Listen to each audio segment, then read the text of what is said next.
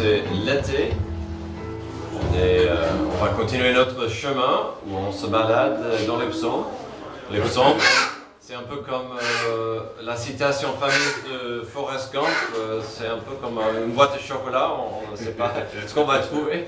Alors notre psaume d'aujourd'hui, c'est le psaume 135. On va voir beaucoup de belles choses par rapport à notre Dieu merveilleux qui mérite vraiment notre attention, notre adoration, notre louange. Surtout, on verra beaucoup de cette notion de la louange à Dieu dans ce psaume.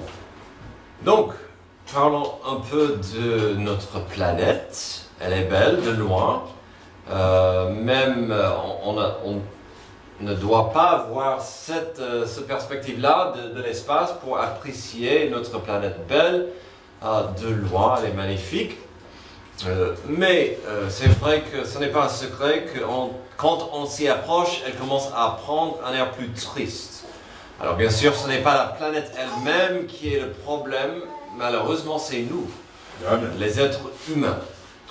Souvent, on voit que les êtres humains vont gâcher pas mal de choses avec notre violence, notre avarice, notre égoïsme, quand on veut être plus fort que l'autre. Et donc, c'est souvent cette notion de la nature humaine. Alors, pour des millions de gens, voire milliards, il y a des populations entières qui sont prisonniers de la corruption du péché. Et je dis cela pour des énormes tranches du monde qui quand même, ils ont une croyance religieuse. Il y a beaucoup de gens religieux qui sont toujours prisonniers au péché et ses faiblesses.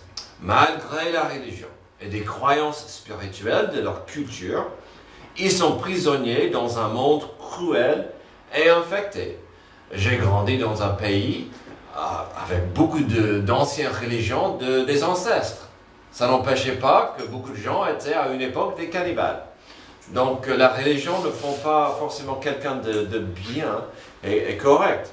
Puis, il y en a dans notre monde aussi nombreux qui ne croient pas dans un Dieu ou des dieux. Je parle des millions de gens, voire milliards, qui pensent que nous sommes le résultat d'un accident cosmique, que la vie sur Terre telle qu'elle existe, c'est le résultat de l'évolution des simples petites cellules qui sont sorties d'une soupe primitive. L'infection de notre planète, c'est le péché, et ça fait de nous des gens remplis de ces choses, d'avarice, d'égoïsme.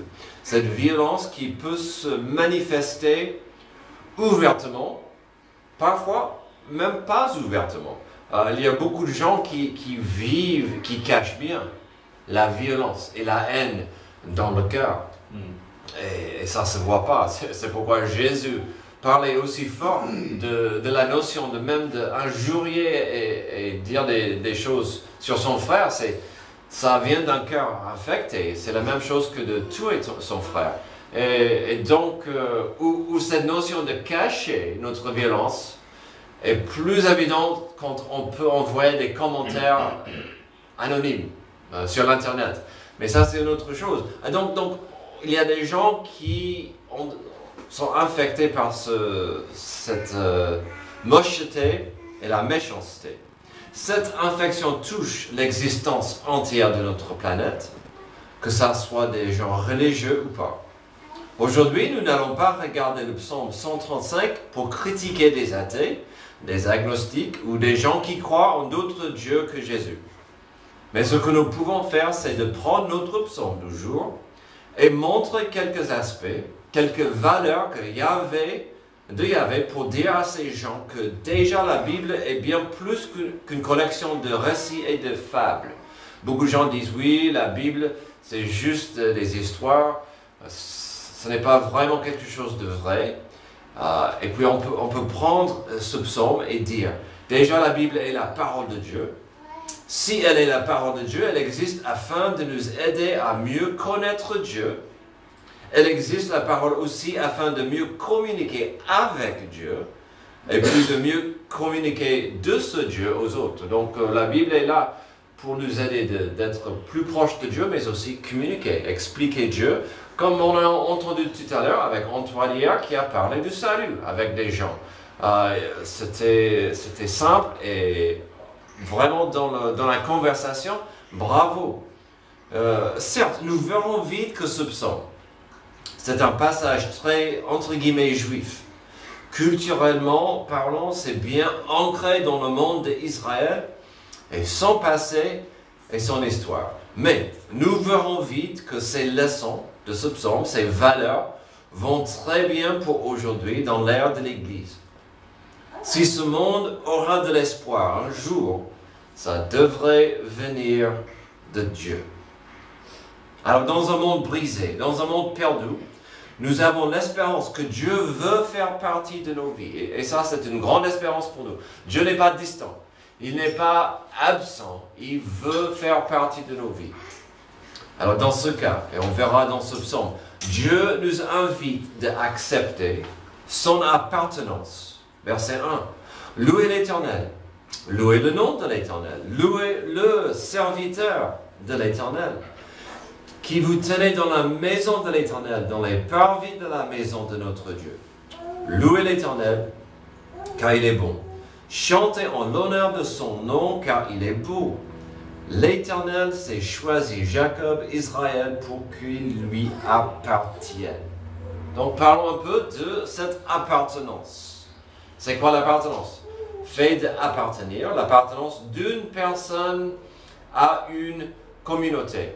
Alors, cette bague dit que je appartiens à quelqu'un, même si elle est loin de moi, c'est un symbole au monde. J'ai vu ce matin un Italien, un athlète. Il a dû, sur Instagram, et il était courageux, il a écrit une lettre à son épouse. Car pendant la fête sur le bateau, la bague s'est glissée sur et ça a commencé à rebondir et rouler. Et il a essayé de l'attraper, c'est dans la Seine. Et donc le pauvre, il devait dire « Madame, je suis désolé, mais voilà, ça s'est glissé. » Mais bon, il voulait dire au monde « J'appartiens à ma femme. » Il est trop facile aujourd'hui de rester isolé, éloigné du monde. Parfois, il faut éviter certaines communautés. Alors, si vous savez qu'un certain groupe, une certaine communauté va vous éloigner de Dieu, alors faire gaffe, mais on est créé afin d'appartenir à certaines communautés. Ici, nous voyons une appartenance qui va dans deux directions.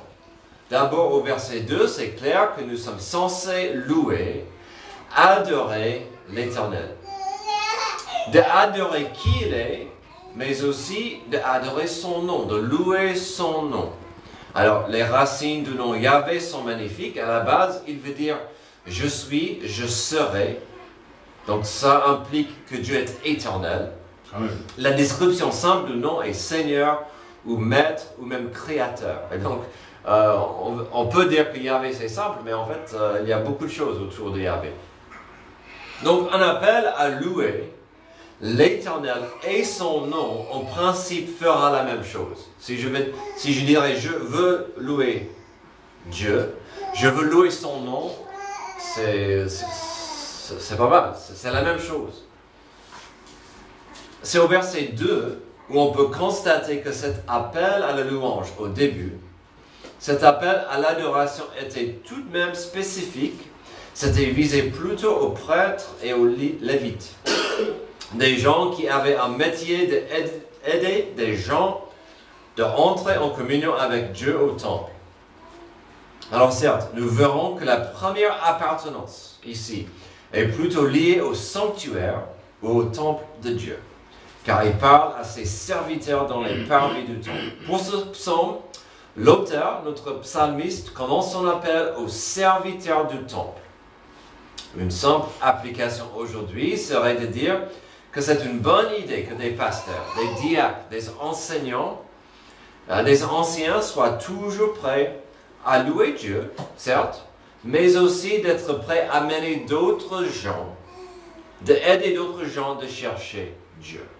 Donc on doit toujours être prêt à dire oui, je veux louer Dieu, mais je préfère louer Dieu avec d'autres personnes.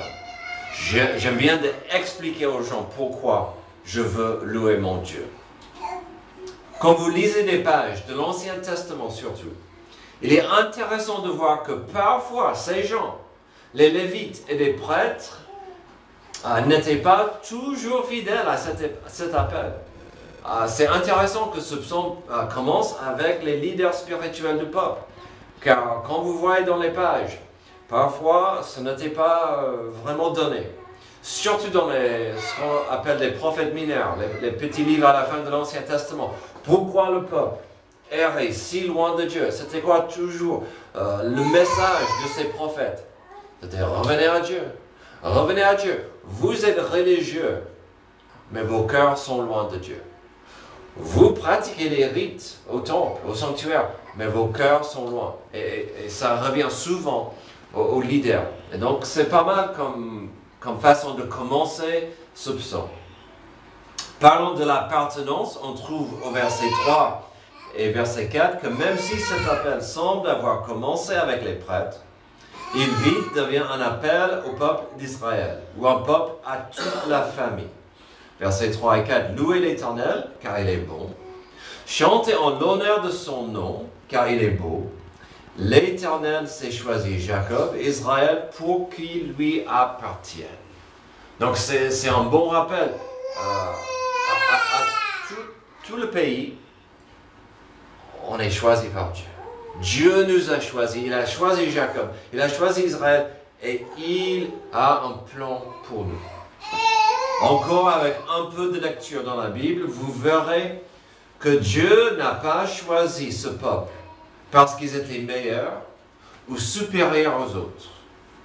Il a choisi ce peuple par sa grâce pour accomplir son plan de rédemption mondiale. Dieu a choisi Jacob par la grâce. Il a choisi Jacob pour que Israël bénisse toute la planète entière, éventuellement à travers Jésus-Christ. C'est la grâce. La grâce est imméritée. C'est la bonté de Dieu, les bienfaits, les bénédictions de Dieu imméritées. Est-ce que Jacob, en fait, si Jacob a reçu ce qu'il méritait, il était quelque chose. Mais je peux dire la même chose. Si je recevais ce que je mérite, je ne mérite pas la grâce de Dieu. Et donc quand Dieu nous choisit, c'est par sa grâce. Amen. C'est son amour immense Amen. Qui nous touche. Alors, nous avons commencé avec l'appartenance. Quand quelqu'un veut parler d'un Dieu qui n'existe pas, ou un Dieu qui est absent, revenons à ce psaume qui nous rappelle tout de suite que Dieu est éternel.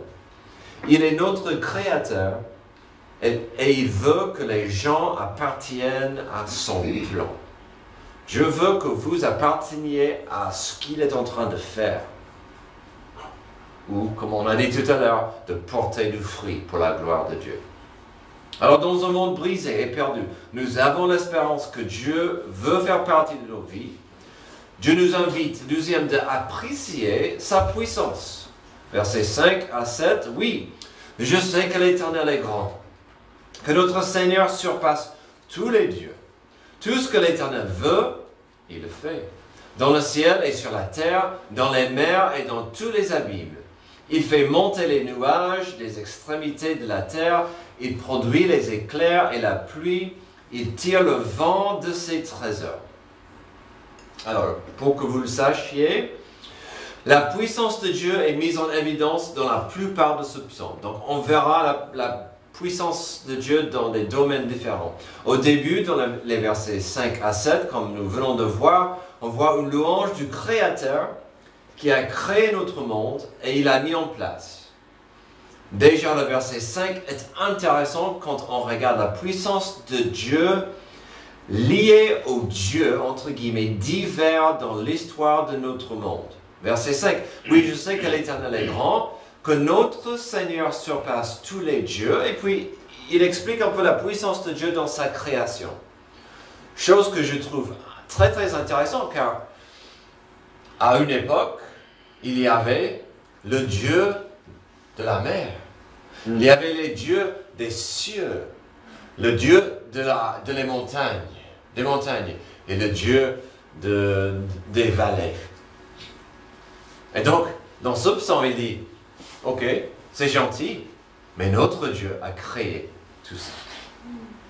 Il est plus grand, plus magnifique, plus puissant.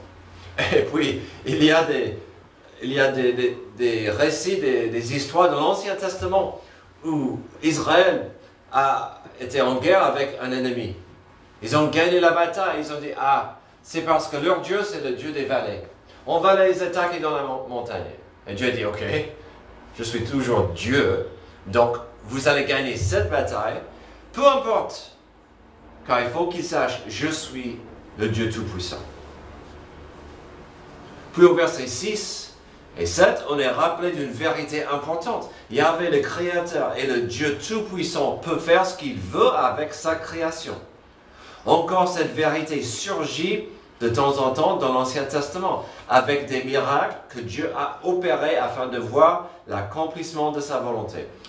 2 fois dans l'Ancien Testament, et aujourd'hui la science peut le prouver, même si elle ne veut pas, Dieu a fait arrêter le jour pour que son armée continue de gagner pendant le jour.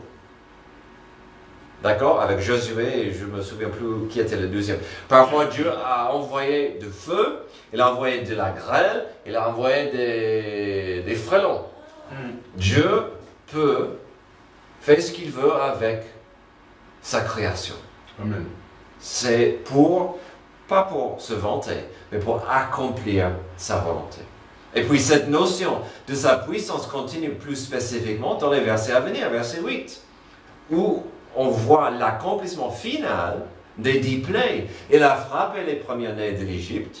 Alors vous voulez parler d'un Dieu tout-puissant qui peut faire ce qu'il veut avec la création? Regardez les 10 plaies. Mais là, il saute à la dernière. Il a frappé les premiers-nés de l'Égypte, depuis les hommes jusqu'aux animaux. Il a réalisé des signes et des miracles au milieu de toi, Égypte, contre le Pharaon et contre tous ses serviteurs. Il a frappé des nations nombreuses et tué des rois puissants, Sion, le roi des Amoréens, Og, le roi du Bassan, et tous les rois de Canaan. Puis, il a donné leur pays en héritage à Israël son peuple. Éternel, ton nom subsiste éternellement. Éternel, ton souvenir dure de génération en génération. Oui, l'Éternel jugera son peuple. Il aura pitié de ses serviteurs. D'abord, ce passage, quand vous voyez, parle de l'Exode et fait référence aux 10 plaies en Égypte. Cette histoire où Dieu a opéré des miracles avant et après la sortie d'Égypte. Puis, ce n'est pas intéressant que cela ne s'arrête pas là. Il dit, il a battu contre ce roi-là, ce pays-là, cette nation-là. Pourquoi? Pour son plan, pour sa volonté, pour la rédemption de son peuple. Ensuite, la puissance de Dieu sera mise en évidence par rapport au Dieu qui entoure son peuple. Verset 15. Les idoles des nations, ce n'est que de l'argent et de l'or. Elles sont faites par la main des hommes. Elles ont une bouche, mais ne parlent pas. Elles ont des yeux, mais ne voient pas. Elles ont des oreilles, mais n'entendent pas. Elles n'ont pas de souffle dans leur bouche. Il leur ressemble ceux qui les fabriquent, tous ceux qui se confient en elles. Alors, il y a pas mal de passages dans la Bible contre la futilité de l'idolâtrie. Ce passage est pas mal. Ça résume très bien la futilité de l'idolâtrie. Alors, bien sûr, notre Dieu tout-puissant est supérieur aux petits dieux, comme il dit dans ce passage, aux idoles des autres nations. Donc, apprécions ce que le psalmiste dit ici par rapport aux idoles. Qu'est-ce qu'il dit? Alors, peut-être les gens vont dire qu'on est fou, car nous croyons dans un Dieu qu'on ne voit pas. Ok. Mais j'ai jamais compris l'idolâtrie. Car il dit, c'est fabriqué par les mains de l'homme. Et l'homme va dire, maintenant, je te fais un Dieu. Même si c'est fait de ses propres mains.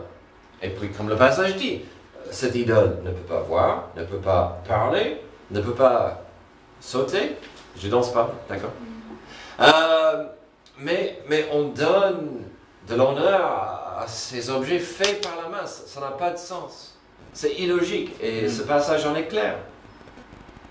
Mais il y avait au moins 2 niveaux gravement dangereux à l'époque de soupçons sur l'idolâtrie. Alors, il y a 3 problèmes. Si on ne compte pas la chose la plus évidente, c'est-à-dire que c'était offensif et odieux à Yahvé d'adorer d'autres dieux. Voyons dans les 10 commandements. Ils commencent où? Vous n'aurez pas d'autres dieux devant moi. Ça, c'est clair. Donc, si on présume ça, c'est déjà fait, accompli, quels sont les 2 dangers de l'idolâtrie? Il y avait la pratique et la religion liées à ces dieux. Et souvent, on oublie qu'à l'époque, il y avait toute une religion basée sur une idole, sur ce Dieu. Et souvent, ces pratiques, ces religions étaient méchantes et sanglantes. Une des religions les plus graves et les plus dégoûtantes, c'était de prendre ton premier-né et de jeter dans le feu pour le Dieu. Il y avait d'autres religions qui se faisaient par des orgies sexuelles. Il y avait toute une façon où même on honorait un Dieu par des rites qui étaient vraiment, vraiment sales. Et donc, il y avait ces pratiques du peuple autour d'Israël. Et donc, on dit, oui, l'idolâtrie est un peu bête, mais derrière, il y avait des religions dangereuses. Et puis, l'autre danger, parfois, ces dieux étaient liés aux démons. Ils étaient liés au monde spirituel.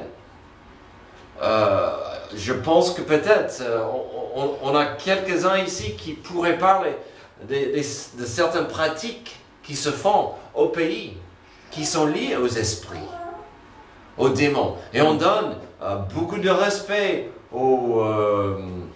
comment ça s'appelle? Les witch doctors, Sorcellerie? Oui, la sorcellerie, ceux qui pratiquent ça, c'était dans la religion. Là, j'ai grandi dans un pays où on vénérait et priait aux ancêtres. Mais derrière, c'était les démons qui étaient vraiment derrière tout ça. Et donc, ces pratiques étaient abominables, dangereuses. Si vous trouvez que la notion de suivre ou honorer des esprits du diable est exagérée, permettez-moi de vous rappeler de quelques mots de Paul sur le sujet, en Ephésiens 2. Ephésiens 2, 1. Quant à vous, vous étiez morts à cause de vos fautes et de vos péchés, que vous pratiquiez autrefois conformément à la façon de vivre de ce monde, conformément au prince de la puissance de l'air, de l'esprit qui est actuellement à l'œuvre parmi les hommes rebelles. Paul a dit, que vous le sachiez ou pas, vous étiez en train d'honorer certains esprits maléfiques qui aiment bien que vous fassiez ces choses. Verset 3. Nous tous aussi, nous étions de leur nombre, notre conduite était dictée par les désirs de notre nature propre. Puisque nous accomplissions les volontés de la nature humaine et de nos pensées, nous étions par notre condition même destinés à la colère tout comme les autres. Alors, cette ligne est trop facile à franchir. De honorer et passer au stade de louer un esprit de Satan. Revenons à la vérité simple que notre Dieu mérite une adoration profonde car il est puissant. Puis de notre point de vue, la puissance la plus importante que Dieu opère pour nous, c'est celle de notre salut. Amen. Je n'ai pas besoin de voir des miracles. Alors, quand Dieu opère un miracle, c'est merveilleux. Il peut le faire. Mais le seul miracle, ce dont j'ai besoin, j'ai reçu quand Jésus m'a sauvé. Amen. C'est le salut le plus merveilleux, le plus incroyable que Dieu a transformé mon cœur de pierre en cœur de chair. Il a transformé mon être. Il a fait de moi un enfant adoptif de Dieu. Ça, c'est le miracle le plus merveilleux qui soit. Amen. Et donc, c'est pourquoi cette Église existe. De parler de cette puissance que Dieu est là pour sauver. On va terminer dans un monde brisé et perdu. Nous avons l'espérance que Dieu veut faire partie de nos vies. Il nous invite à accepter son appartenance. Verset 19, communauté d'Israël, bénissez l'Éternel. Famille d'Aaron, bénissez l'Éternel. Famille de Lévi, bénissez l'Éternel. Vous qui craignez l'Éternel, bénissez l'Éternel. De Sion, que l'on bénisse l'Éternel qui habite Jérusalem. Louez l'Éternel. Alors, si vous êtes encore éveillés, vous aurez remarqué que notre troisième point est pareil à notre premier point. C'est fait exprès, ne vous inquiétez pas. Ce psaume se termine comme il a commencé, mais quand même un peu plus ouvert. Il y a un appel à louer, à glorifier Dieu, et cet appel est destiné à plusieurs. Le verset 19 commence avec un appel national avant de se préciser à d'autres groupes. Communauté d'Israël, bénissez l'Éternel. Ouf. C'est pas mal de pouvoir dire à toute une nation, ah, mon nation, ma nation, mon pays, adorez Dieu avec moi. Ce pays a besoin de ça. Verset 20. Comme au début, nous trouvons un appel encore aux professionnels, aux prêtres, aux lévites. Ces gens qui travaillent dans le temple. Donc on voit à toute la communauté, il revient aux prêtres, aux lévites. Au verset 21, il y a un appel à tous ceux qui habitent à Jérusalem.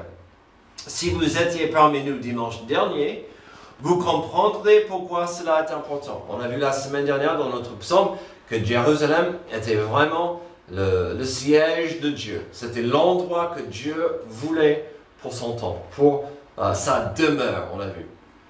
Et donc, c'est important qu'il fasse ce rappel. Vous qui habitez à Jérusalem, n'oubliez pas l'importance de votre endroit, de où vous êtes. Même si ce psaume est plus ou moins, comme j'ai dit, un psaume juif, il ne faut pas rater la dernière phrase du verset 20. Vous qui craignez l'Éternel, bénissez l'Éternel. C'est merveilleux. Vous qui craignez l'Éternel, bénissez l'Éternel. Ce psaume termine avec un appel à plusieurs.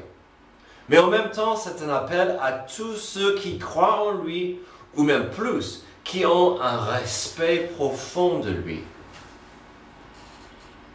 N'est-ce pas intéressant? Dieu reste un gentleman quand il s'agit des autres. Dieu sait qu'on est créé afin d'être dans une relation de paix et d'amour avec lui. Mais cela implique soit une repentance, soit une adoration, parfois les deux. Il est difficile de vraiment adorer Dieu si vous n'êtes pas vous n'êtes pas prêt à être dans la repentance. Mais quand vous comprenez que j'ai besoin de me repentir, après ça, vous pouvez correctement, dans la crainte de Dieu, adorer Dieu. Et voici une grande différence. On en a parlé tout à l'heure, à 10 heures. Il y en a qui sont sauvés, mais qui vivent pour eux-mêmes. La différence, c'est qu'ils n'ont pas un respect profond de Dieu. Ils n'ont pas cette crainte. Et cette crainte, comme fruit, donne l'adoration, comme on voit dans ce passage. Mais ce côté de l'éternité, Dieu n'obligera personne de venir à lui et de l'adorer. Il veut que l'on arrive à comprendre la vraie nature de l'amour. L'amour, c'est un choix, souvent enrobé par l'humilité et, je oserais dire, même la soumission. La meilleure amour que je peux donner à Dieu sera dans la soumission à Dieu. C'est pas moi le chef, c'est pas moi le roi, c'est Dieu. Et cette soumission est belle dans les yeux de Dieu. Et puis, cette soumission est partout dans le Nouveau Testament. Paul et d'autres ont écrit à plusieurs reprises, aimez votre prochain comme toi-même, que vous n'ayez pas un regard plus grand de vous-même que de ton prochain. Aujourd'hui, nous avons découvert un psaume qui donne des multiples raisons pour louer l'Éternel. L'appartenance et la puissance de Dieu étaient présentes comme sujet. Alors, voulez-vous que votre vie compte pour quelque chose? Ça serait difficile sans appartenir à Dieu et sa volonté et son plan. Voulez-vous vivre une vie victorieuse dans ce monde perdu et brisé? Ça serait difficile sans être branché dans la puissance de Dieu. Une puissance qui peut dominer contre la nature ou des fausses idoles, des faux dieux de notre monde. L'ironie totale, c'est que Dieu mérite l'adoration totale de sa création. Mais sa préférence, c'est que l'on choisisse cette adoration. L'ironie totale, c'est que Dieu pouvait exiger une soumission totale de sa création. Dieu est assez puissant pour y arriver. Si Dieu voulait exiger une soumission, une adoration de la création, il pouvait le faire. Mais ça ne serait pas l'amour. Ça ne serait pas un choix. Il n'y a rien plus beau que de voir quelqu'un qui choisisse Dieu.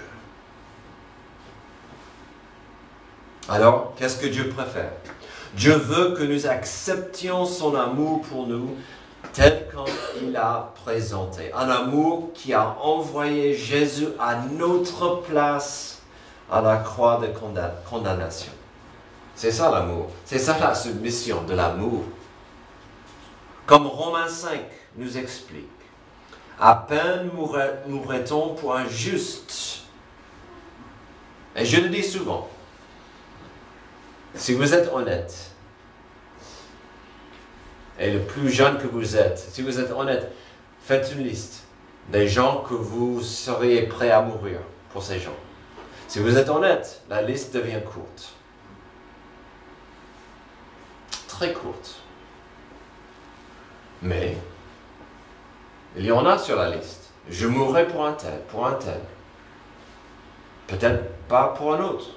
Surtout pas pour un criminel.